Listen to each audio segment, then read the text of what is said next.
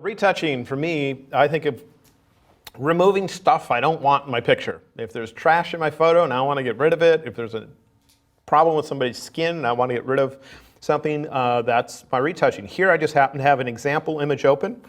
If I zoom up on this image, if anybody's ever been to this particular location, you know there's always people here. And in this shot, I happen to have none. Sometimes you can get a shot like that by using a neutral density filter on your lens. Some people cheat. If you put a dark enough filter in front of the lens of your camera, you can get a long enough exposure where if the people are always walking around, they become a blurry blob, and if you make it even longer, they pretty much blend into what's around there.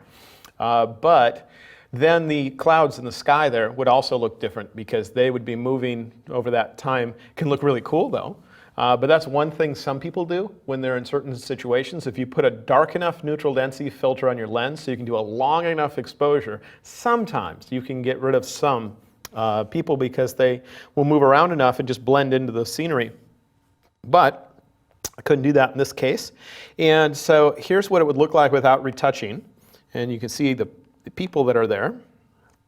And there's some little trees on the edge. Anytime there's detail on the edge of the photo, it's something your eye is going to flick down there and look at, and that's pulling you away from where I want you in the photo. So I'll end up retouching that out as well. And so this is just one example of some retouch.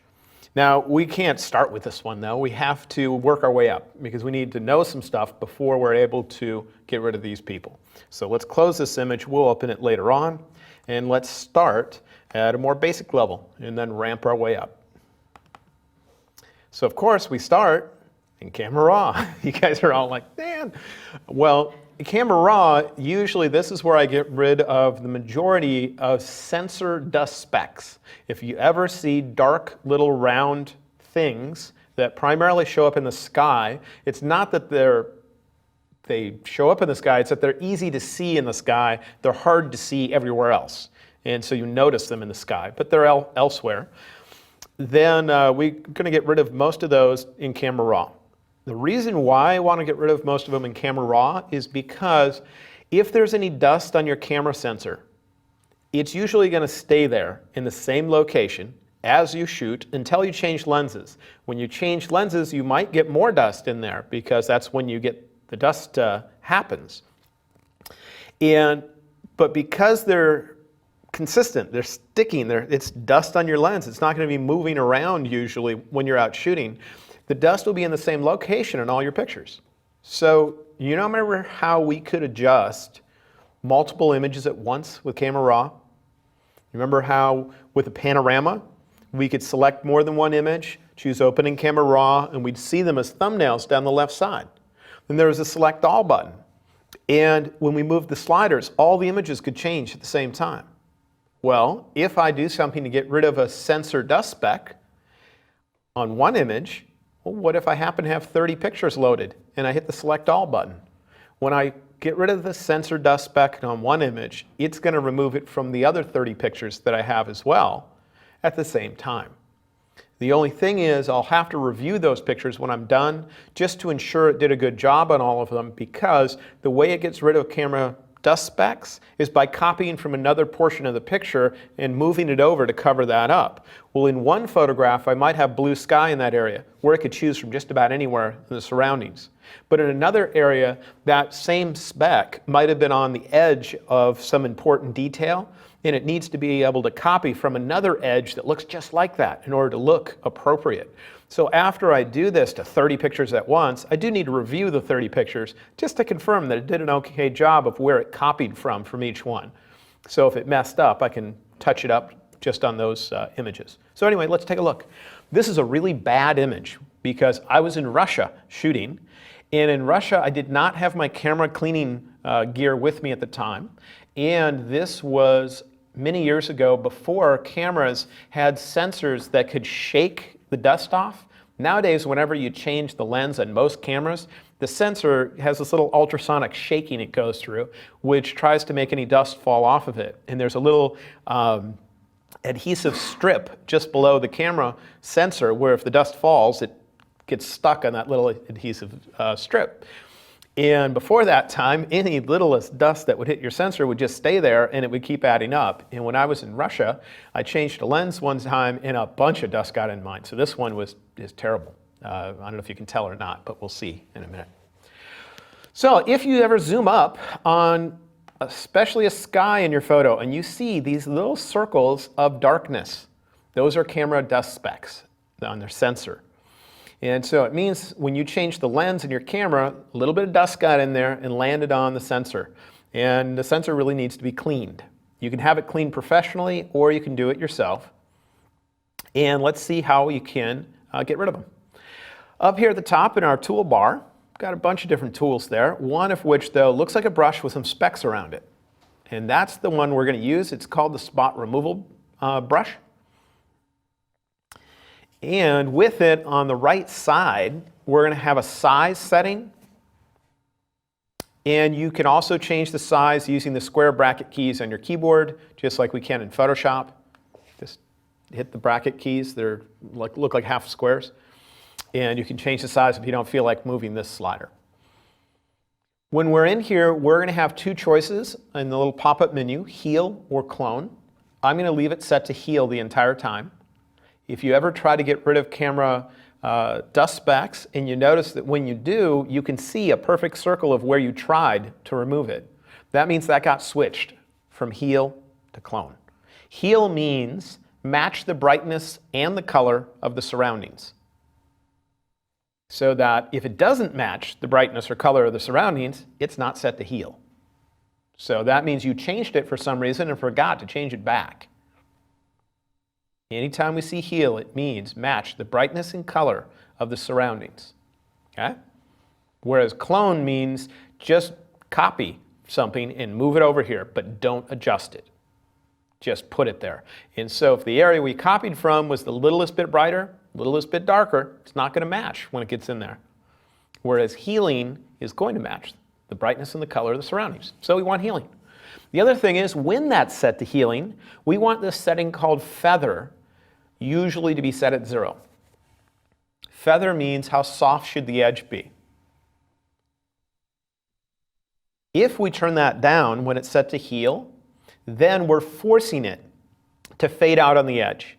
And therefore, the healing control doesn't have control all the way out to the edge of your brush because you're forcing the brush to fade out on the edge.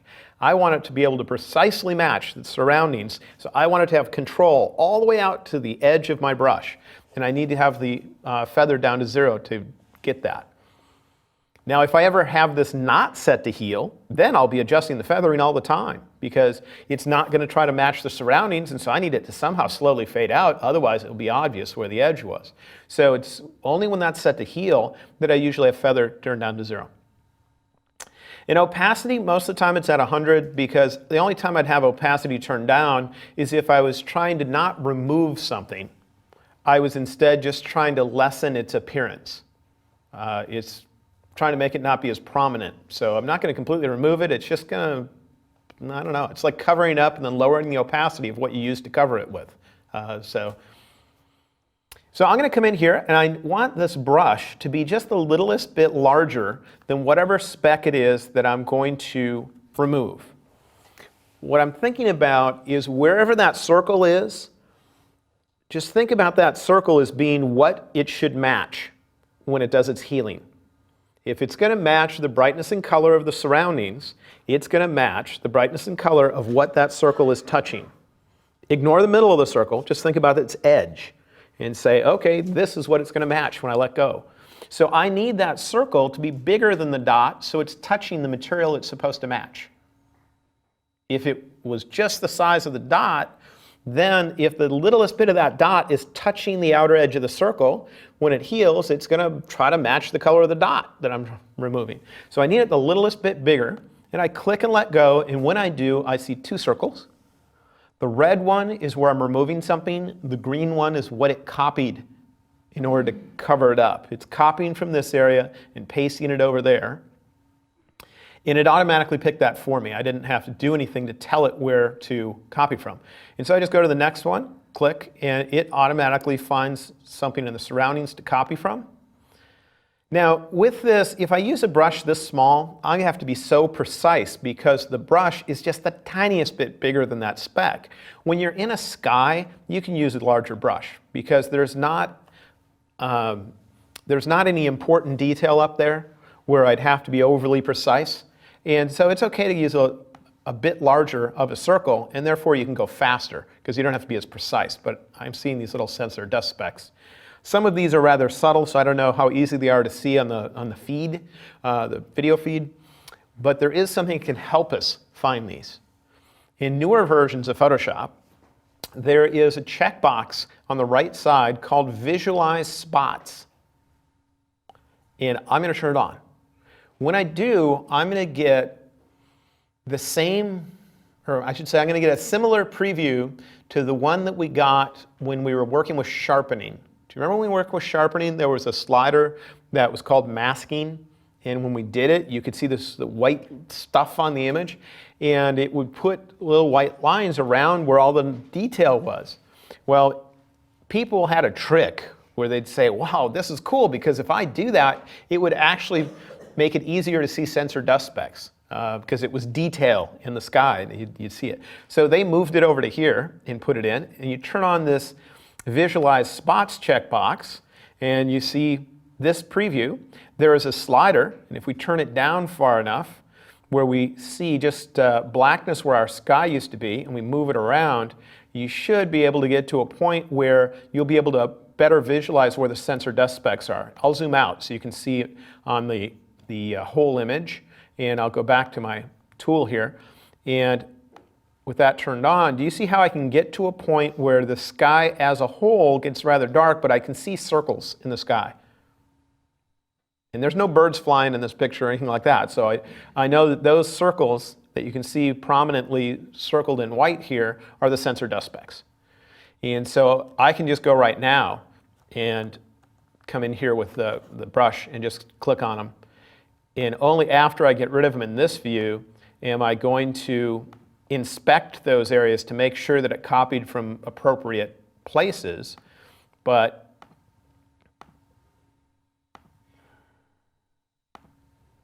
And be careful if you get close to an edge like this one. If the sensor dust speck, if there's a gap between it and that object, try to utilize the gap, meaning don't bump into the object. Either that or blatantly bump into the object. Don't like kiss the edge of the object. Don't make your brush to come up and like what I call kiss the edge. Make it either overlap or avoid, but try not to get it to kiss. If you get it to kiss, what happens is the color of that object gets spread across the area it's healing, because healing means blend in or match the brightness and color of the surroundings. And if the edge of that circle bumps in, just kisses the edge, when it looks around the edge to say, what am I supposed to blend into? It sees the color of that object and it pulls it across as a smooth blending across your little healing, and it doesn't look good. So either blatantly bump into that thing or blatantly avoid it. Don't just kiss the edge. Now here I'm hoping I have enough space that I'm avoiding it. I hope there's a little gap there. If there's not, we'll have an issue there. So here, if I can't get the gap, I'll blatantly overlap. Because if I blatantly overlap, Photoshop will usually be smart enough to say, hey, there's some detail sitting there that extends beyond the circle, and therefore I need to copy from another area that looks similar to that. And do you see that it copied from the same edge? But if I just kiss the edge, it probably won't notice that. All right, there's a bigger blob. My camera sensor was terrible, and I don't remember something happened when I was changing lenses, and it was not a good thing. Now there, it didn't copy from a good area. I don't know if you saw it or not, but if I zoom up, can you see like a little piece of detail in there that I can also see there? It looks distinctly different than the surroundings in some ways. If you ever see it copied from a bad spot, like it copies from a sensor dust spot to try to replace a sensor dust spot, it can happen. After all, it's a computer trying to do it, not a human. Then what you want to do is press the / key. On your keyboard, at least on a Macintosh, right next to the Shift key is the / key, the one that leans towards the right side. It's on the same key as the question mark. If you press that, it forces Photoshop to find a different place to copy from. And you can press it as many times as you want. So if, let's say I was copying, or I was trying to get rid of a sensor dust spot that was up against that thing that's on the right edge of my photo, where I can see the blatant detail, the white stuff over here on the edge, and it didn't copy from something appropriate, I'm just going to hit that slash key, /, and if it didn't do it, still didn't do it good, I'm going to hit / again. I'm going to give it 3 strikes before I think of it as 3 strikes and you're out. That means 3 strikes, and then I'll do it manually. Okay? I got one more here. Like right there, it might have copied from the edge of the area with detail. It's hard to tell, but I could say no. Okay, there. All right, now I'm going to turn off Visualize Spots, but before I turn off Visualize Spots, what I'd usually do is when I think I've gotten them all, and I still have some stuff down here in the corner because there's terrible dust down there, is I would usually move it again to see is there more, because you might have just had the preview of this at a particular stage where they weren't as prominently popping out, but I'd move it around it again and see, is there any stage when the sky doesn't look consistent? Instead, I see interruptions in that general texture of the sky. Then I can see them right there, here. Those probably sensor dust spots, if I knew there was no birds or no clouds in that sky. Now, if there are clouds in the sky, you're going to see little shapes that look like the edges of clouds, and I wouldn't need to fix those. When I'm done, I turn off Visualize Spots, and then I can see my end result, and there is a choice down at the bottom called Show Overlay. If I turn Show Overlay off, then it hides the circles, and therefore I can just look at the end result. And if you want to see what you've done, you remember that icon, the one in the lower right. If I tap it, I can see before, tap it again, and I see after. I can see what I've done. Now, I can see other things. This is a terrible sensor. There's a bunch of stuff down here in the corner. With this, in newer versions of Photoshop, you can click and drag like that to cover something doesn't easily fit within a circle. And then when you let go, it copies from the same shaped area somewhere else. So if you do have anything that is not doesn't easily fit within a circle, you can, in the newest versions, click and drag. In older versions, you couldn't do that.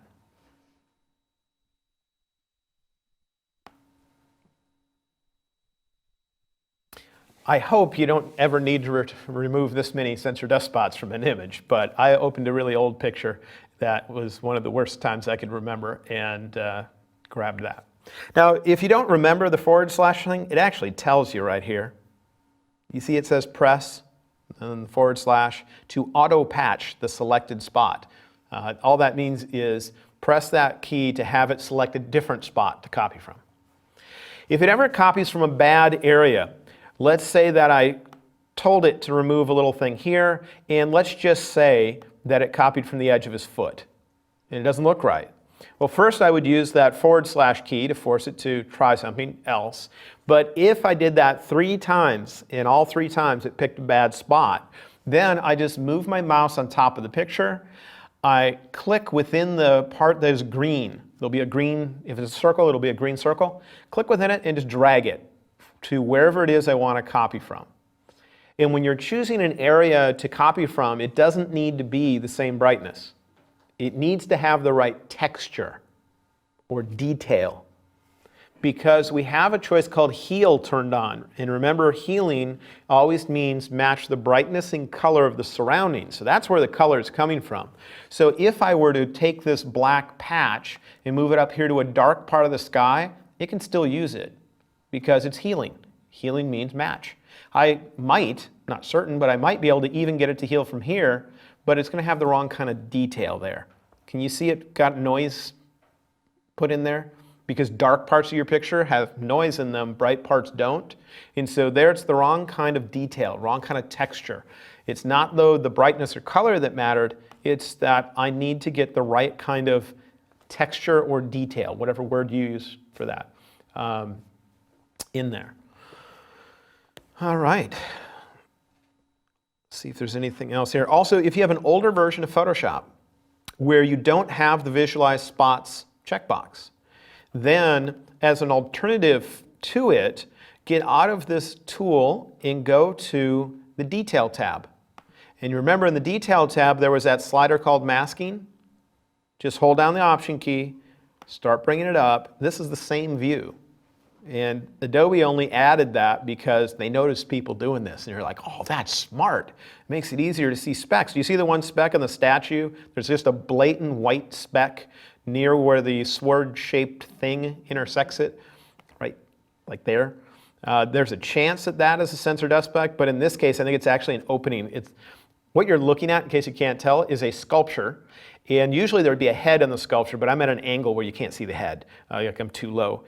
And I think this might be an opening between somebody's arm where light would come through, not a sensor dust speck.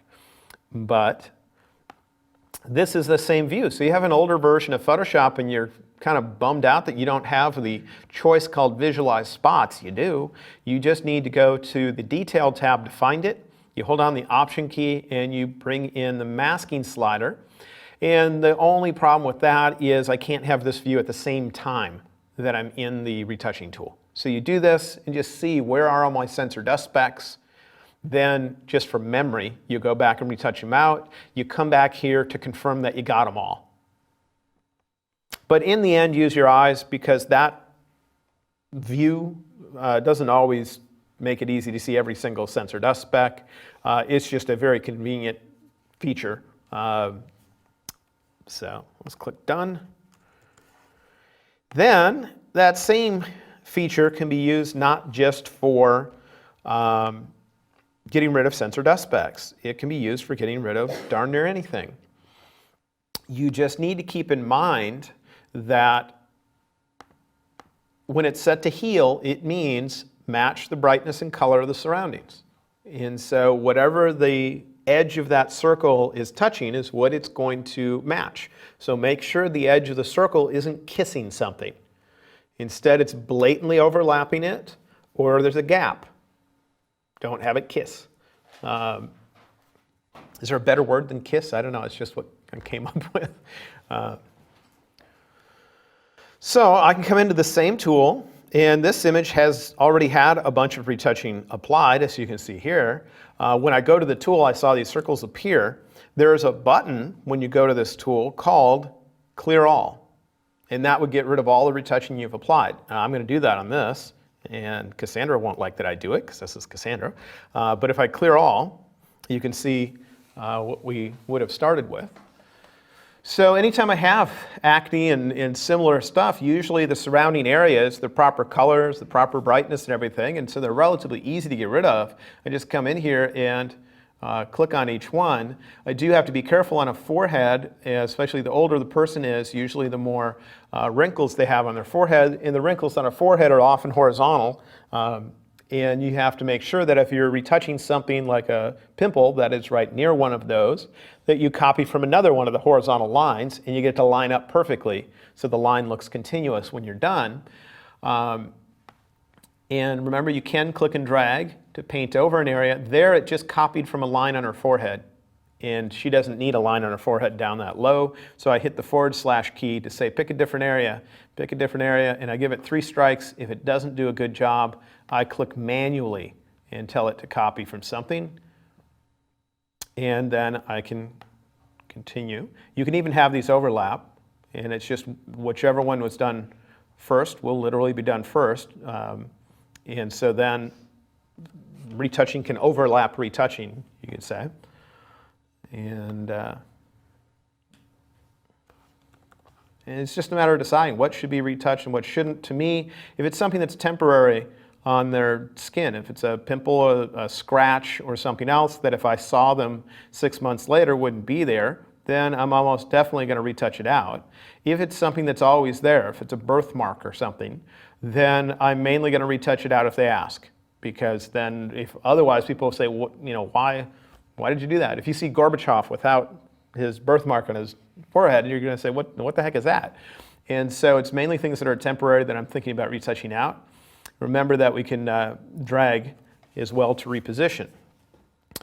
If you need to retouch out something more prominent, you're going to run into some issues. If I needed to get rid of, let's say, her necklace, doing that in Camera Raw is not as convenient as it is doing it in Photoshop, but it doesn't mean it can't be done.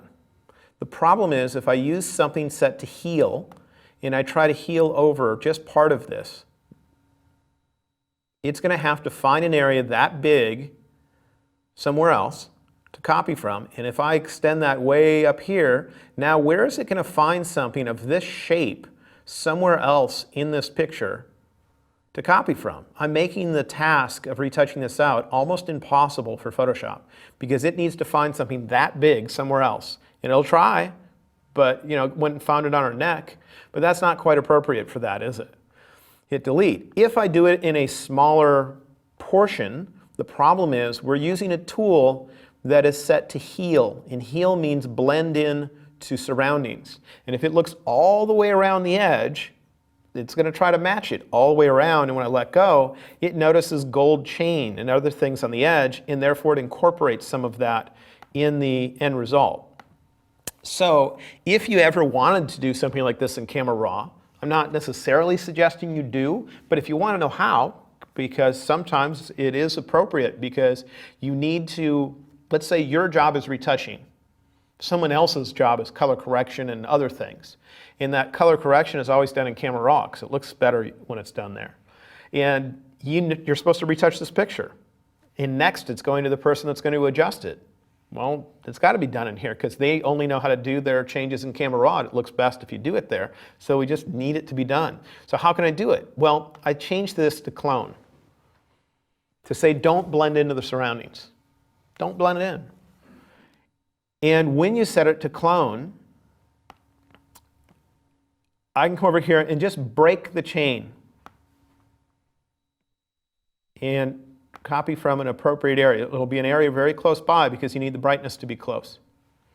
So what I just did right now is I broke the chain in two pieces. What I did is I isolated the bottom part of the chain from the rest that's going around her neck by grabbing from an area really close by. Had to be close by because I need the brightness and the color to look right. And if I move too far away, one of those things is going to be wrong. Does that make sense? Now I'm going to come back in and I'm going to set this to heal in a moment. I can't do it right now though because this point is active right now. Do you see the black dot in the middle? That means if I change it, it would update this one. So I'm going to paint now across just that bottom portion. And I tried to break it up into a small enough piece that needed to be replaced where Photoshop can find an area in the surroundings that big to copy from. And I'm going to let go. It'll find an area in the surroundings, but if I turn off Show Overlay, can you tell? You can see it, can't you? It's too dark. At least I can see it.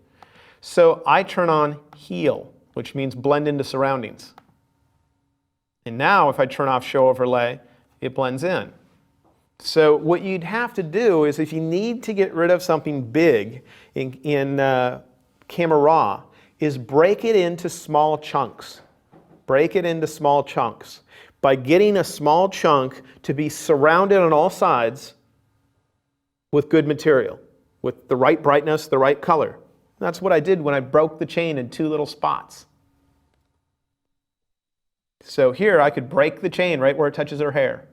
I'd break the chain, maybe down another little ways down. I'd break the chain again down here using clone, which means just blatantly copy over, break the chain again there. So I have little bitty chunks of chain to get rid of. Then I would come in to get rid of those chunks, I would use healing. And therefore I can copy from a wider variety of areas because it's going to make the brightness in the color match after I've broken it up into little chunks. Okay? I'm not going to do that here because it's kind of ridiculous to retouch out things like that in Camera Raw. It's so much easier in Photoshop. But I just wanted to mention it because it's something that is rarely covered, and sometimes it just, for some reason, needs to be done in Camera Raw. And if you don't know how to think about tackling it, it's a pain. So break it up into little chunks by using clone. Then get rid of those little chunks using heal because then you can copy from a much wider variety of areas in doing so. All right. I'm going to click cancel here because I don't want to save a partially retouched out necklace.